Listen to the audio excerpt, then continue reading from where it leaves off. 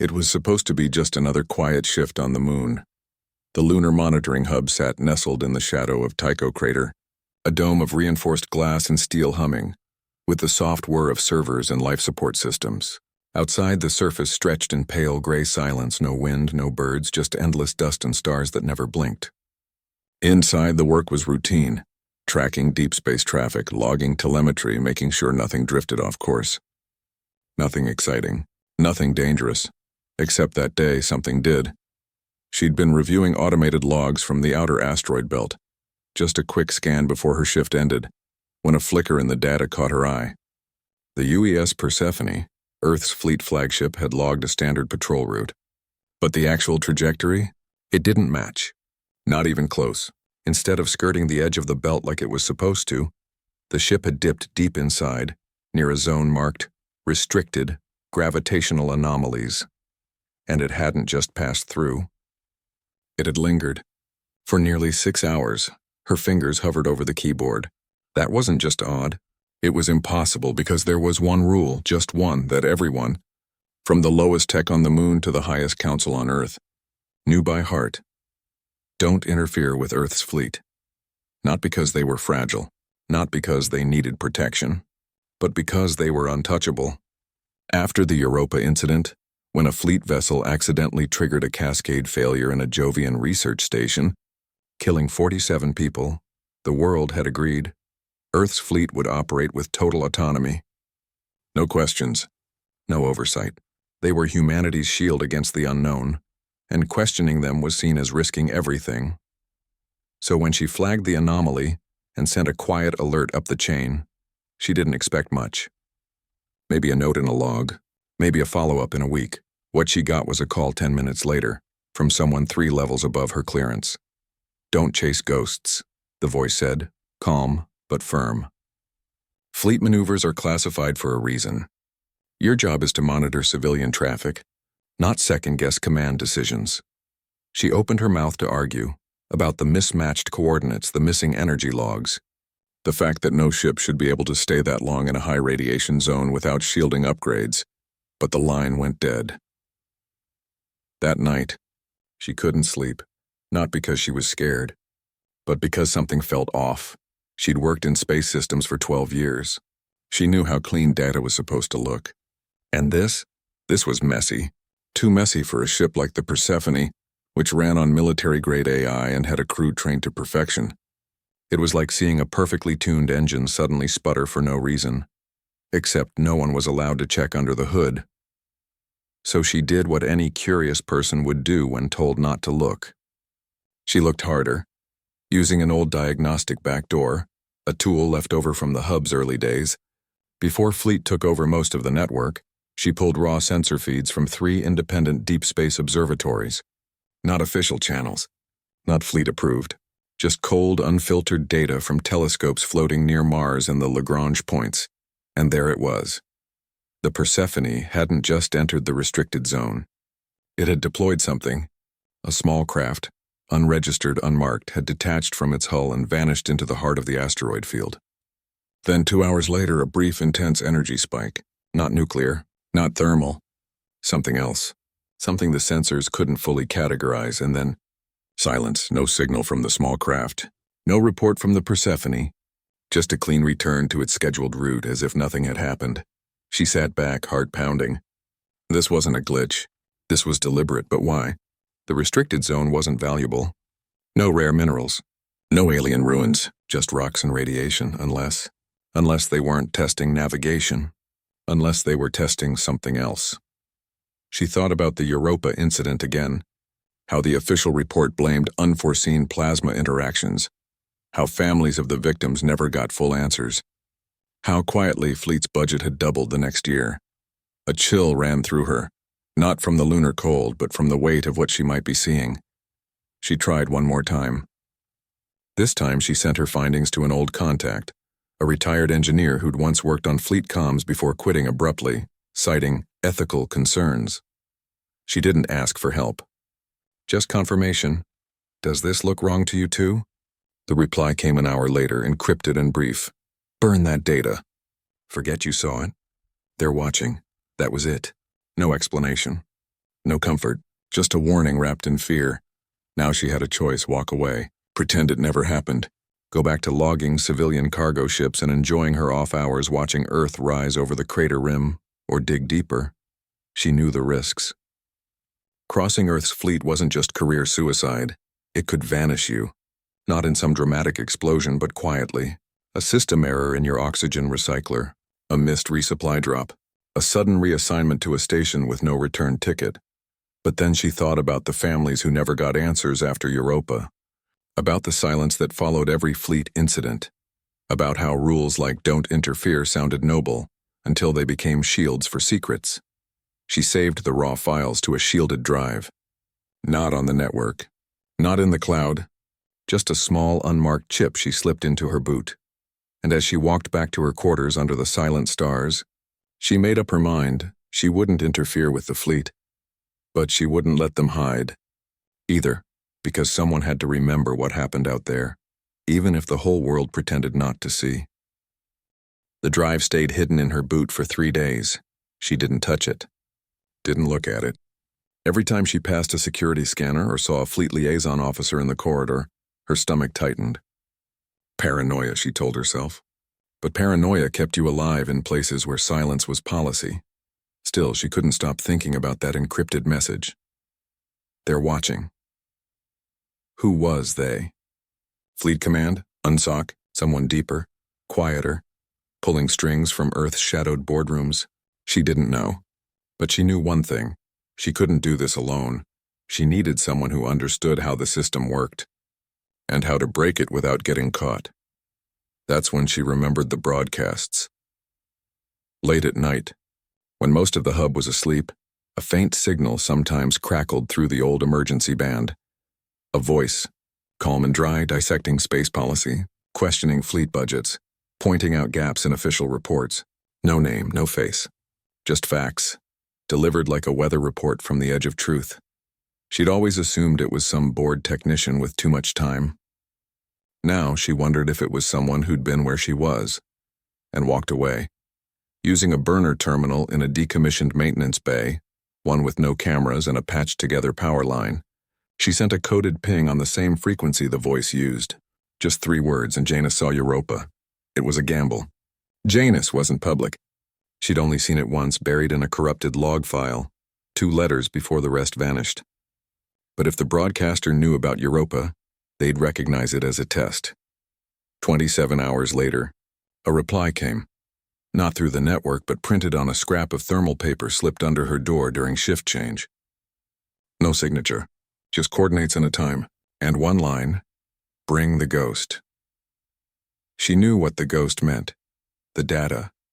The meeting place was an old solar array maintenance tunnel, abandoned after a micrometeorite strike years ago. Dust floated in the dim emergency lights. The air smelled of ozone and rust. He was already there. Lean, mid-40s, wearing a patched jumpsuit with no insignia. His hands were stained with grease, but his eyes were sharp, scanning her like he was reading every thought. "You shouldn't be here," he said, not unkindly. "If they trace you to me, we both disappear." "I know," she said, "but I saw something. And I think you've seen it before." She handed him the drive. He didn't plug it in right away. Instead, he pulled out a Faraday pouch, lined with metal mesh to block signals, and slipped the drive inside before even looking at it. "Good," he muttered. "You're learning." Later, in a shielded compartment deep in the tunnel, he ran the data through a custom rig built from spare parts. No internet, no cloud, just raw code on a flickering screen. For a long time, he said nothing. Just watched the energy spike replay over and over, then, "This isn't just a test. What is it?" He exhaled slowly. Gravitational lensing. They're bending space itself to focus energy, like a magnifying glass for gravity. In theory, it could disable any ship without firing a shot. No debris. No radiation trail, just silence. Her blood ran cold. "That's why the civilian ships vanished." He nodded. 3 and 18 months. All near fleet patrol zones. All declared lost to solar interference. But solar flares don't erase transponders. Gravity pulses do. He pulled up old reports, blurry telescope images, fragmented distress calls, one audio clip cut off mid-sentence. "Not responding. Something's pulling us." "They're cleaning house," he said quietly. Anyone who gets too close. Anyone who asks questions. She thought of the families who'd been told their loved ones' ships just stopped working. No wreckage, no bodies, just empty silence where voices used to be. And Project Janus? She asked. That's the real nightmare, he said. Janus wasn't just a test. It was a weapon. And Earth's fleet isn't just using it, they're perfecting it. He showed her more, encrypted memos referencing non-attributable containment, budget lines hidden inside asteroid mining contracts, even a training simulation where fleet ships practiced disabling civilian vessels without leaving a trace. They're not protecting Earth, she whispered. They're controlling it. Worse, he said. They've convinced the world they're the only thing standing between us and chaos. So no one dares question them. Not even Unsuk. She remembered her supervisor's voice. Don't chase ghosts. But these weren't ghosts. These were real people. Real ships. Real disappearances covered up by layers of silence. What do we do? She asked. He looked at her for a long moment. We tell the truth. But not to them. To everyone else. How? Fleet controls all major comms. Unsoc filters everything. Not everything, he said. There's a network, amateur astronomers, university telescopes, independent deep space sensors. They don't report to anyone. If we give them the data, they'll see it for themselves. And once they do, the lie falls apart. It was risky. Insanely risky. If Fleet found out they'd leaked classified telemetry, they wouldn't just fire her. They'd make sure she never logged another signal again. But then she thought of the voice cut off in that distress call. Of the families still waiting for answers. Of the rule that said don't interfere. Even when people were vanishing, she nodded. Do it. Over the next 48 hours, they worked in shifts, never staying in one place too long. He taught her how to mask data trails, how to piggyback signals on routine maintenance pings, how to speak in code even when whispering. They didn't just send the Persephone logs. They bundled everything, the vanished ships, the Janus references, the energy signatures, into a clean, simple package anyone with a telescope and a laptop could verify. Then, at 0300 lunar time, they broadcast it, not through official channels, not through Fleet, through a forgotten emergency band bounced off a derelict satellite, routed through 3 civilian observatories before it finally reached Earth. It was out there now, floating in the void, like truth always does, waiting for someone to catch it. They didn't celebrate. Didn't even speak. Just packed up their gear and walked back into the tunnels, hearts pounding, knowing the clock had started ticking. Because once the world saw what Earth's fleet was really doing, someone would come looking, and this time they wouldn't just warn her to stop. They'd make sure she couldn't. The signal went out like a stone dropped in still water, silent at first, then rippling outward in ways no one could control. Within 6 hours, a university observatory in Chile confirmed the energy signature. By noon Earth time, an amateur astronomer in New Zealand posted side-by-side images, one showing normal asteroid belt activity, the other lit up with the same strange pulse from the Persephone's logs. By evening, the story had no name, no face, but it had legs. People were talking, not in hushed tones behind closed doors, but openly, online, in cafes, in classrooms. Did you see the fleet data? Is it real? Why would they hide this? At first, Earth's fleet said nothing. Then they issued a short, sharp statement. The leaked data is fabricated, a malicious attempt to undermine planetary security. We are investigating the source. It sounded official, calm, reassuring, even, but it was the word source that sent a chill through the lunar hub. She felt it the moment she stepped into the operations room the next morning. The usual hum of conversation was gone. People avoided eye contact. Even the coffee machine seemed quieter. Her access badge still worked, but when she tried to pull up routine traffic logs, the system froze. A soft error blinked. Clearance temporarily restricted. She didn't panic. Not yet, but she knew. They were closing in. That afternoon, a fleet inspection team arrived. 3 officers in crisp uniforms, faces unreadable, scanning the hub like they owned it. They claimed it was a routine systems audit, but they spent most of their time near the old maintenance bay where she'd use the burner terminal. One of them lingered by the solar tunnel entrance, staring at the sealed hatch like he could see through it. She stayed calm. Smiled when spoken to. logged normal hours. But inside, her mind raced. She met the other person, the one who'd helped her broadcast the data, in a storage closet near the oxygen recyclers where no cameras were allowed. His hands were shaking just slightly.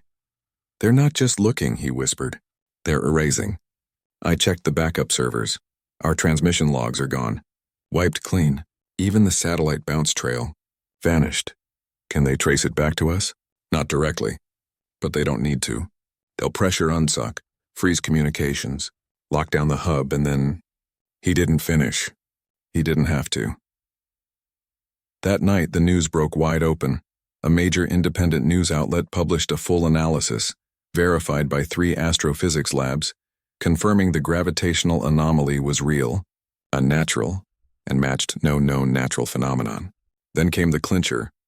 One of the vanished civilian ships had sent a final fragmented ping just before disappearing. Buried in the noise was a fleet ID code, encrypted but partially recoverable. Public outrage exploded. Protests formed in cities across Earth. Families of the missing demanded answers. Politicians who'd once praised fleet's unwavering vigilance now called for emergency hearings. For the first time in over a decade, Earth's fleet wasn't seen as heroes. They were suspects. And that scared people, not just the officials. Ordinary people too. Because if the fleet, the last line of defense against cosmic threats, the guardians of off-world colonies, couldn't be trusted, then who could? UNSOC finally called an emergency session. Rumors swirled. Some members wanted full transparency. Others argued that exposing fleet secrets would invite chaos or embolden hostile actors. One delegate reportedly said, "Better a lie that keeps peace than a truth that shatters it." She watched the live feed from a hidden tablet in her quarters, heart sinking as the vote was announced, 12-3. The motion to investigate Earth's fleet was rejected. The non-interference rule stood. They chose silence. Again. But the world wasn't buying it anymore. The next morning, a full exposé dropped, compiled from her data, his notes, and new evidence from whistleblowers inside civilian shipping companies. It laid out Project Janus in plain language. Not a defense system, but a silent weapon, designed to disable, disappear, and deny. The article didn't accuse. It showed charts, timestamps, audio clips, satellite trails, and it ended with a single question. If they did this to our ships, what else are they hiding? That's when things turned dangerous. Fleet Command didn't deny the article this time. Instead, they doubled down. Rogue elements within civilian networks are spreading disinformation, their new statement read. The safety of Earth depends on unity, not suspicion. But then came the kicker. They announced the UES Persephone had gone dark. Lost, they claimed, to a catastrophic navigation failure near the same asteroid belt. All hands presumed dead. She stared at the screen, stomach twisting. It was too clean. Too convenient. Because she knew the Persephone hadn't failed. They'd scuttled it, sacrificed their own flagship to bury Project Janus forever. No ship, no crew, no evidence. Just another tragic accident in the void, neatly closing the loop. And if they'd destroy their own command vessel? What would they do to 2 people on the moon who knew too much? That night, alarms blared through the hub. Not emergency alarms, but security protocol alerts. Fleet officers moved through the corridors with new authority. Scanning rooms, checking logs, questioning staff. She packed a small bag. Water, protein bars, a spare oxygen mask, the Faraday pouch with the last copy of the data. She didn't wait for them to come knocking. Slipping out through a service duct used for waste recycling, she met the other person near the old solar tunnel. No words were needed. They both knew. Staying meant capture. Or worse, disappearance disguised as an accident. They moved fast, using maintenance routes rarely monitored, heading for a decommissioned orbital transfer pod, docked on the far side of the hub. It wasn't meant for long journeys, but it had enough fuel to reach a derelict research station in lunar orbit, one with no power, no signals, and no reason for anyone to look there. As they climbed into the pod, she glanced back at the hub, her home for the past 5 years, now lit like a fortress under fleets. Watch, they hadn't interfered with Earth's fleet, but Earth's fleet had interfered with the truth, and now the only way to survive was to vanish before they did it to her, too. The pod shuddered as it detached from the hub, its old thrusters coughing to life like an engine that hadn't been used in years. Outside, the moon's surface rolled away in slow silence, pale and indifferent. Inside, the air smelled of dust, stale coolant, and fear. They didn't speak. Not yet. There was too much to process, too much at stake. Every second counted. Fleet would notice the missing pod soon. Maybe not right away, but soon enough. And once they did, they'd lock down every departure route, scan every orbit, and hunt them like ghosts in the dark. The derelict station, Orion 7-1, was a relic from the early days of lunar research. Abandoned after a solar storm fried its main systems a decade ago. No power, no heat, no signals. Perfect for hiding. When they docked, the airlock groaned in protest, rusted hinges screaming in the vacuum. Inside, darkness swallowed them whole. They moved by flashlight, boots echoing on metal grates past empty labs and frozen consoles. It felt like stepping into a tomb that still remembered it was once alive. Only, when they sealed themselves in the old command module, a small room with cracked viewports and dead screens, they finally breathe. They'll come looking. The other person said, voice low. Not officially, but quietly. A search and rescue mission for the missing pod. And when they find us, they won't bring us back, she nodded. She knew. But something else weighed heavier than fear. Guilt. Because while they were hiding, people on Earth were still being lied to. Families were still mourning ships that didn't just fail, they were erased. And the world's leaders, even those who knew the truth, had chosen to look away. We can't stay here forever, she said. No, he agreed, but we can't go back either. So they made a plan, using scavenged parts from the station's dead systems. They rigged a low-power transmitter, one too weak to show up on Fleet's long-range scans, but strong enough to ping a signal if aimed just right. They'd wait for a window when Earth's orbital traffic was heaviest, when cargo shuttles, supply drones, and civilian comms created enough noise to hide in. Then, they'd send everything. Not just the logs, not just the energy spikes, but the full truth. How Project Janus worked, how ships vanished, how the Persephone was sacrificed to cover it up. And most importantly, how Unsock knew and did nothing. It wasn't about revenge. It was about memory. Because if no one remembered what happened out there, it would happen again. And again, days passed in quiet tension. They rationed food, recycled air through jury-rigged filters, listened to distant comms chatter on a salvaged headset, fleet updates, news reports, panicked debates from Earth. The story hadn't died. If anything, it was growing. Independent scientists were demanding access to fleet data. Former crew members were speaking anonymously about unexplained drills and black protocols. Even some fleet officers, off-record, admitted things had gone too far. Hope flickered, but hope was dangerous because the more people questioned, the more desperate those in power would become. Then, on the fifth night, a new alert crackled through the headset, not from Earth, but from Mars. A civilian transport vessel, the Ares Dawn, had gone silent near the edge of Fleet Patrol Zone Gamma 9. No distress call. No debris. Just gone. Her hands went cold. It was happening again, and this time there was no time to hide. We send it now, she said. He didn't argue. They both knew. If they waited, another ship and more lives would vanish into the same silence. Working through the night, they compiled the final package. Clean, simple, impossible to ignore. They included timestamps, cross-referenced telescope data, even voice fragments from the earlier disappearances. And at the end, a single line. They knew. They did it anyway. At dawn, lunar dawn, when the sun crested the crater rim and bathed the station in pale gold, they aimed the transmitter toward a passing data relay drone used by a Martian university. It wasn't fleet-controlled. It wasn't monitored. And it was heading straight for Earth. The signal fired in a burst less than 10 seconds. Then silence. They powered down everything. Sat in the dark, hearts pounding, listening for the sound of approaching engines. Hours passed. Nothing.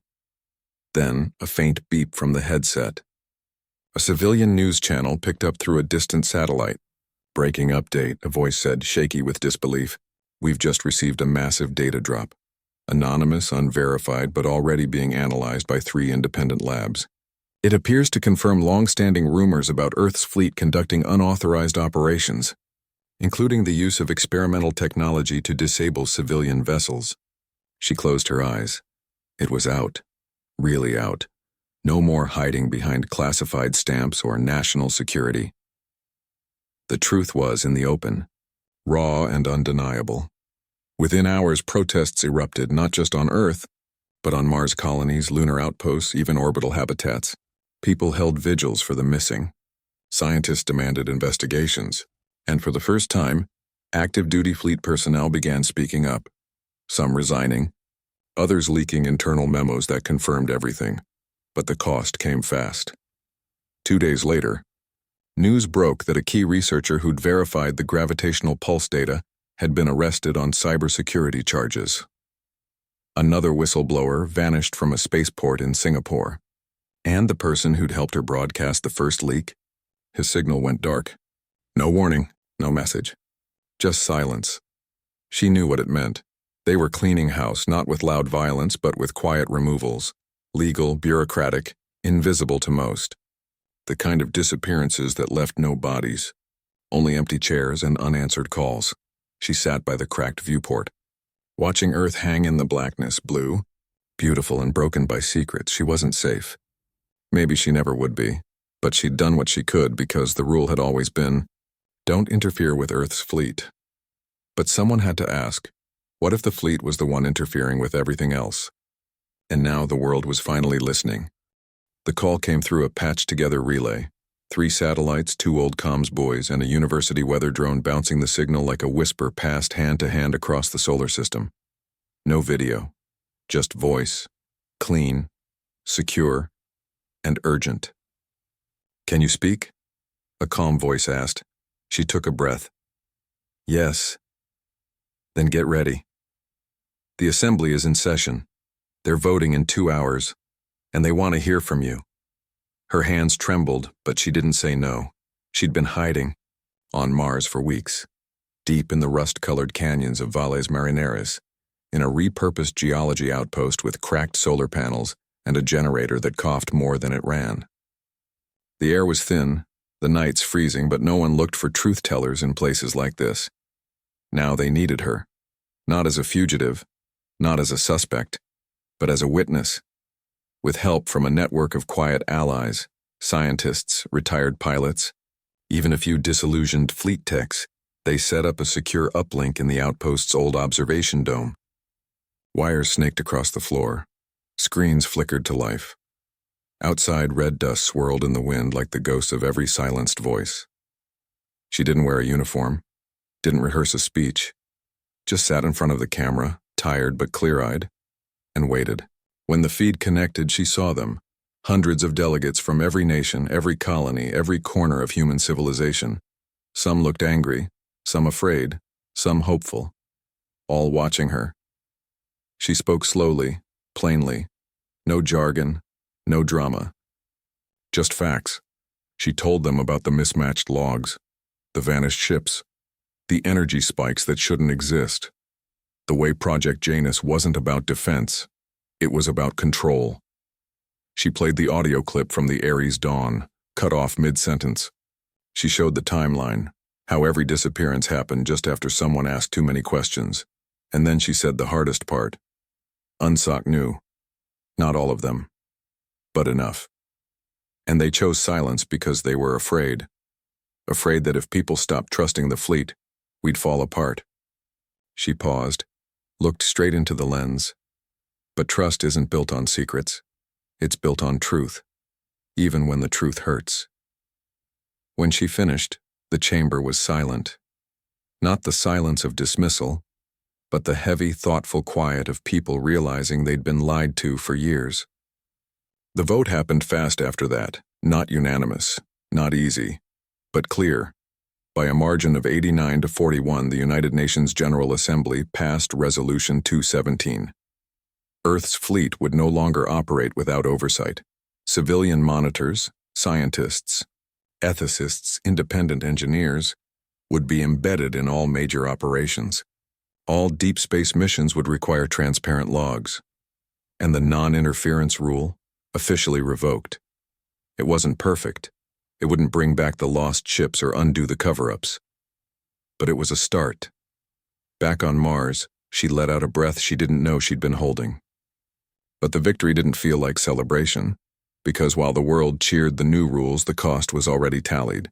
Two of her closest contacts, people who'd risked everything to verify the data, were now in custody, charged with unauthorized data transmission. Another had vanished from a lunar transit hub, their last message reading, "They're rewriting my logs. Tell them I didn't lie." And the person who'd stood with her in the tunnels, who'd helped send the first signal into the void, gone. No body, no trial, just an empty bunk and a sealed personnel file. She knew better than to think this was over. Rules could change, laws could pass, but power doesn't give up quietly.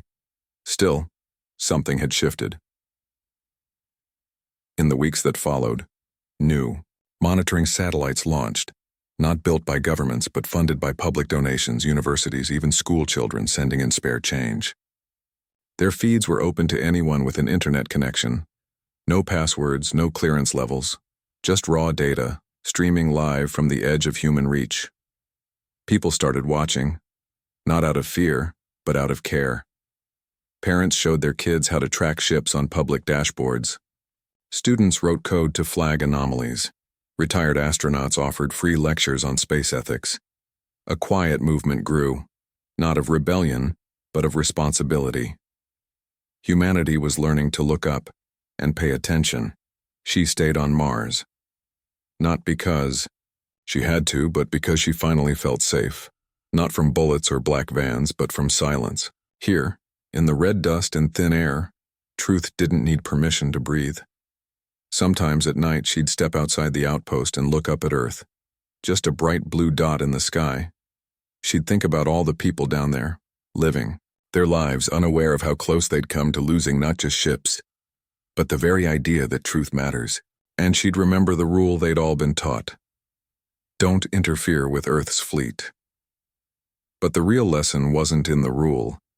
It was in what happened when good people chose to break it, not for power, not for fame, but because someone had to speak when everyone else stayed quiet.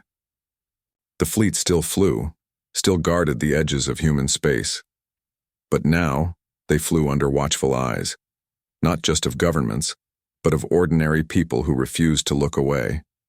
And out there, in the endless dark between stars, the silence wasn't empty anymore. It was full of voices, watching, remembering, and never again pretending not to see.